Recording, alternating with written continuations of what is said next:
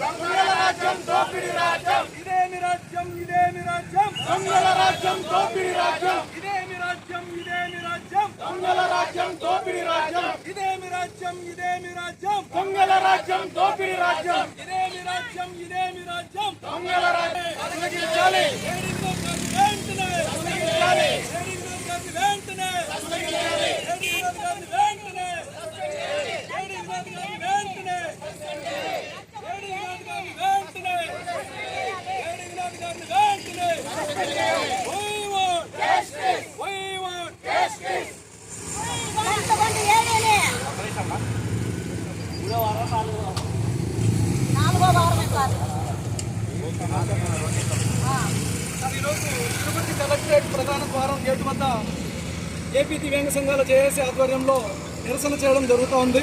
ఇందుకు గల కారణం ఉమ్మడి చిత్తూరు జిల్లా, తిరుపతి చిత్తూరు జిల్లాకు సంబంధించినటువంటి వికలాంగుల సంక్షేమ శాఖ అసిస్టెంట్ డైరెక్టర్ ఏడి వినోద్ గారు ఇక్కడ చిత్తూరు జిల్లాలో ఏడీగా బాధ్యతలు చేపట్టిన 6 నెలల అనతి కాలంలోనే సుమారు ₹1 కోటి పైగా అవినీతి అక్రమాలకు పాల్పడినటువంటి అవినీతి అక్రమాలపై గత నెల 4వ తారీఖున చిత్తూరు జిల్లా కలెక్టర్ గౌరవ సుమిత్ కుమార్ ఐఏఎస్ గారికి, మరుసటి రోజు 5వ తారీఖున తిరుపతి జిల్లా కలెక్టర్ గౌరవ వెంకటేశ్వర ఐఏఎస్ గారికి లిఖితపూర్వకంగా ఫిర్యాదు చేయడం జరిగింది.